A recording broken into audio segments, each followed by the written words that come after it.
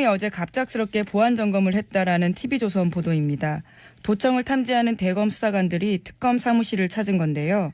이들은 도청 장치가 설치됐는지 탐지하고요. 또 몰래 카메라가 설치됐는지도 확인했다라고 합니다. 아하. 제가 해본 적이 있어 아는데 요즘 장비가 좋아져가지고 안 잡혀요. 탐지를 직접 하셨었다고요? 네. 아니 제가 전문가는 아니니까 탐지를 하는 분들과 의논했는데. 아, 예, 네. 예. 저도 의심되는 곳이 있어서. 예. 이상한 일들을 많이 하다 보니까. 근데 안 잡힌답니다 이거. 네. 특검팀이 알려드리고 싶네요.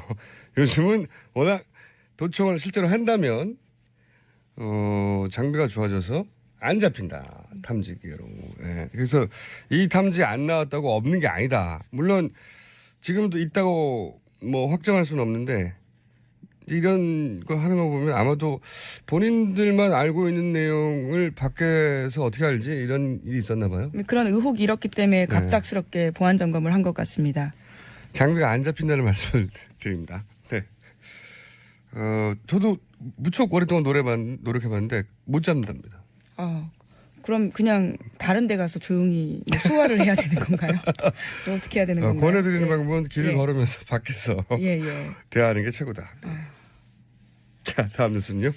네, 여야 사이에 새로운 대선 구도를 모색 중인 이른바 제3지대가 설 연휴 이후로 또 이 당분간 안개 속에 벗어나지 못할 거다라는 한겨레 보도입니다. 반기문 전 총장이 오늘 열리는 관훈 토론회에서 좀 더 진전된 빅텐트 관련된 구상을 밝힐 전망이라고는 하지만요. 손에 잡힐 만한 결과를 내놓기 어려워 보인다라는 평가가 나오고 있습니다.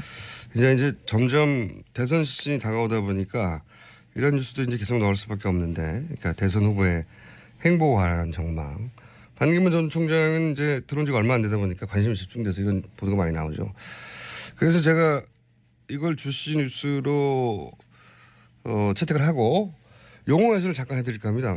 제3지대 뭐 빅텐트 말 많잖아요. 예, 스몰 텐트. 네. 예. 플랫폼 정당 뭐 비패권지대 다 헷갈리는 말들인데 간단하게 설명을 드리면 제3지대는 친박 친문 이외에 다 모이자 이거예요. 한마디로 말하면. 그러니까 친박이 아닌 비박, 친문이 아닌 비문, 그리고 여기 이제 국민의당, 기타 등등 다 모여라. 원래 이제 탄핵 직전에 김무성 전 대표하고 박지원 원내대표가 이런 그림을 만들어내지 않을까 하는 기대가 좀 있었죠. 네, 그런데 이제 호남 정서와 국민의당이 그런 행보가 이제 그런 조합을 받아들이지 않았죠. 그러다가 지금은 동력을 잃고 물 건너 가는 중이라고 보시면 되고요. 제3지대라고 하는 건. 대신 국민의당이 들고 나온 게 이제 플랫폼 정당이라는 겁니다. 그러니까 자기들 이 플랫폼이다. 바깥의 인사들도 다 국민의당에 들어와서 국민의당을 플랫폼으로 활용해서 대선 주자로 우뚝 서라. 그러니까 우리가 플랫폼이라고 하는 플랫폼 정당. 최근에 여기에 국민의당을 올인하고 있고. 그 다음에 이제 비패권지대라는 말이 있어요. 김종인 전 대표가 혼자 쓰는 말입니다. 입에 잘 안 붙는 표현인데, 네. 제3지대하고 내용은 똑같은데 다만 나를 중심으로. 네네. 네, 나를 중심으로 하겠다는 김종인 전 대표의 구상인 거죠. 김종인 전 대표가 본인 생각만큼 본인의 정치적 영향이 크지 않다는 걸 깨닫기 전까지는 계속 나올 용어이나 유행은 안 되고 있다. 하지만 언론은 자꾸 등장한다. 그리고 빅텐트라고 있어요. 빅텐트. 네네. 최근에 많이 등장하는 게 뭐냐면 이건 예전에 야권에서도 많이 나왔어요. 네. 예전에 그 야권 연대 당은 다른데 뭐 차이가 있더라도 크게 보면 비슷한 세력 아니냐. 그래서 일시적으로 모여서 단일한 후보를 만들자. 그러니까 당은 그대로 둔 채. 뭐 이런 거를 빅텐트라고 하거든요. 네. 제3지대 이후에 이게 자주 등장을 합니다. 반기문 등장 이전에는 티끌모아 티끌이었기 때문에 의미가 없다가 반기문 전 총장이 등장한 이후로 이 티끌들을 반기문 전 총장이 흡수해가지고 그래서 태산으로 우뚝 설 수 있지 않겠느냐. 그래서 빅텐트. 이 용어가 간단한 해설이고요. 이해하셨죠? 네. 이해가 잘 안 가시면은 그런가 보다 하시면 됩니다. 큰 차이는 없이 한마디로 말하면은 좀 모여라 이거예요. 모여라. 네. 네네. 근데 모이는 방식에 대한 뭐 용어들이고 현상 해설을 잠깐 드리면 앞으로 이제 대선 보도가 자주 나올 테니까. 네. 근데 대선 보도는 뉴스만 읽어서 무슨 말인지 잘 모르거든요. 반기문 전 총장 관련해서 기본 해설을 좀 이어서 하자면 반 총장이 투어를 하다가 전국 투어를 갑자기 일정이 취소됐잖아요. 네. 전면적으로. 왜 그럴까? 기사에 보면은 외교 라인과 MB 라인이 신경전을 벌인다 이런 표현들이 언론에 등장해요. 예, 실제로 이게 나간 사람도 있습니다. 이미 네. 예, MB 라인 출신에서요. 언론이 신경전을 벌인다고 하면 이거 대판 싸운 거라고 봐야 돼요. 대판 싸운 거라고 봐야 되고요. 해설을 그렇게 받아들이셔야 되고요. 진짜로 작은 신경전은 보도가 안 돼요. 네. 그리고 반 총장이 바른정당에 입당한다고 뉴스가 나왔다가 바로 반나절에 있다가 안 한다고 했다가 네네. 그리고 뭐 창당한다고 했다가 물리적 창당은 아니고 뉴스 왔다 갔다 하잖아요. 예, 그렇죠. 메시지가 계속 왔다 갔다 합니다. 네, 이거는 외교 라인과 MB 라인의 뜻이 다르다는 거죠. 네. 네네. 기자가 MB 라인에 마이크를 대면 이렇게 얘기하고 외교 라인에 마이크를 대면 이렇게 얘기한다는 건데 외교 라인은 이제 기본적으로 우리가 지지율이 몇 배 아니냐 다른 티끌에 비해서 왜 우리가 고개를 숙이고 들어가야 되냐 이런 거고 MB 라인은 아니다 당이 있어야 된다 바른정당 같은 데 들어가자 그런 거죠. 일정이 중지된 것은 대판 싸우다가 MB 라인에서 지원을 중단한 거라고 봐야죠. 이게 기름값이 없으면 못 움직이거든요. 네. 이 양그룹의 대표 선수는 현재 기준으로는 외교 라인 김숙 전 유엔 대사 반 총장과 외무고시 동기죠. 네.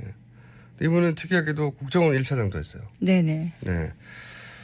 그리고 이명박 전 대통령 그리고 현재 기준으로는 이동관 전 수석이 총괄하고 있지 않나. 네. 두 분이 대판 싸운다고 봐야죠. 그러니까 독자 행보가 강화되면 외교 라인이 이기는 것이고 정당하고 적격 연결되면 MB 라인이 힘을 쓰는 거라고 봐야 되는 상황.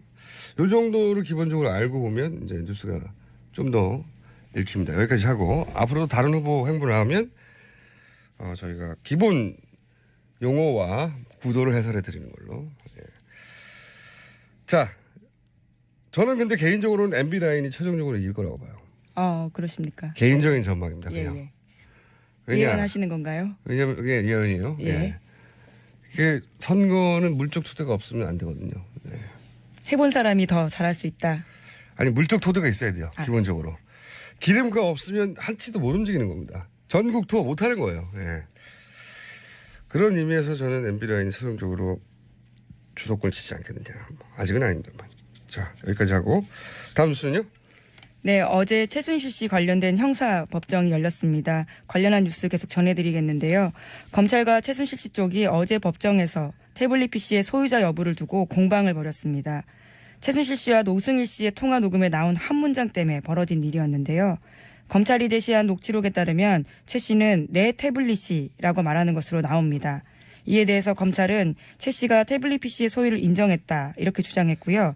하지만 이경재 변호사는 노승일 씨에게 최 씨의 말이 내 태블릿이라고 라는 반문의 의미라고 생각하지 않느냐라고 물었고요. 이에 대해 노 씨는 반문은 아니었다 이렇게 대답하면서 그 주장을 반박한 겁니다. 궁색하네요. 이게 내 태블릿이라고? 이렇게 의문문 내지는 화낸 게 아니거든요. 내 태블릿이라고. 평서문이거든요. 이게 녹취가 들어보면. 근데 이제 너무 구체적으로 내 태블릿이라는 말을 하니까 이렇게라도 반대심을 해야 되는 거겠죠. 예. 내 태블릿이라는 표현이 등장했다. 예, 당연하죠. 본인 거니까. 자, 다음 뉴스는요. 이거 말고도 법정에서 여러 가지 말들이 나왔죠. 예. 네, 노승일 씨가 또 청와대가 위증을 지시한 문건을 봤다라는 증언도 했는데요. 노 씨가 해당 문건에는 검찰 조사를 받으면서 어떻게 대답해야 될지 적혀 있었다라고도 말을 했고요.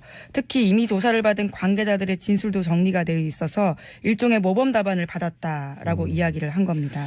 저희 이제 뉴스 공장에서 끊임없이 이것은 누군가 컨트롤 타워가 있다. 법적 조치, 법적 대응을 지시하는. 그래서 너는 누구냐라고 계속 물었었는데 너는 누구냐가 모범 답안을 만들어주고 있었던 거죠. 초기에는. 자, 다음에는요.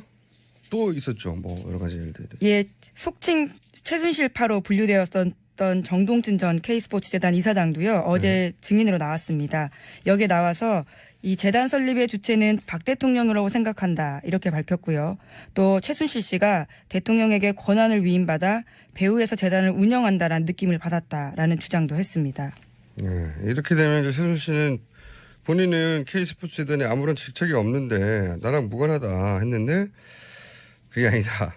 대통령이 만들고 최순실 씨가 위임받아서 한 거다라고 정동춘 이사장 청문회에서도 사실은 박근혜 대통령 쪽에 가까운 진술을 했던 분인데 그렇죠. 네, 입장이 바뀌었습니다. 재판을 하면 할수록 더 불리한 증언들이 많이 나올 것 같고 헌재에도 사실은 박근혜 대통령 측에서 부른 증인들이 나와서 박근혜 대통령의 불리한 증언을 하고 있어요. 심지어 정호성 전 비서관조차도 대포폰을 네. 봤다, 뭐 사용했다. 불리한 증언을 하고 있는데 불리한 증언이 중요한 게 아니고 저쪽에서는 증인이 많이 나와서 시간이 지연되는 게 더 중요한 거라고 네네. 보는 거죠. 그래서 본인들한테 불리한 증인들도 막 부릅니다. 현재는. 이 국회 소추위원단 쪽에서는 지금까지 5명 신청했는데 2배가 채택됐고 2배 채택된 이후에 39명을 갑자기 신청한 거예요. 그렇죠. 이때까지 누적 39명이 아니라 가만히 있다가 갑자기 8차 그때 갑자기 39명을 추가로 신청한 거예요. 추가로. 네. 이게 지연전술이죠. 너무나 당연히. 자, 하나 제목 정도 뭐 체크할 수 있을 것 같습니다. 네, 청와대가 어버이연합 등 보수단체 10곳을 찍어서 정경련의 지원을 요구한 정황을 특검팀이 포착했다라는 동아일보 보도입니다. 이것은 이승철 정경련 부회장의 특검 진술이기도 한데요. 구체적으로 얼마를 못 박아서 지원해라 이렇게까지 했다라는 겁니다. 그게 이제 마음에 안 드는 쪽은 블랙리스트로 배제를 하고 뭐 자기들 편이라고 생각하는 사람들은 지원을 하고 그리고 거기에 대해서 이제 여론이 나빠지면 여론을 조작하기 위해서 이제 단체들한테 돈을 주고 관제 대모를 시키고요. 네. 그래놓고 그것을 여론으로 보도를 하죠 또. 네. 그런 건데 잘 보시면 이렇게 돈 받았던 단체들 있잖아요. 그분들이 지금 탄핵 반대 집회에 나와 있어요. 네. 다 연결되어 있는 겁니다. 여기까지 하겠습니다. 지금까지 시사인의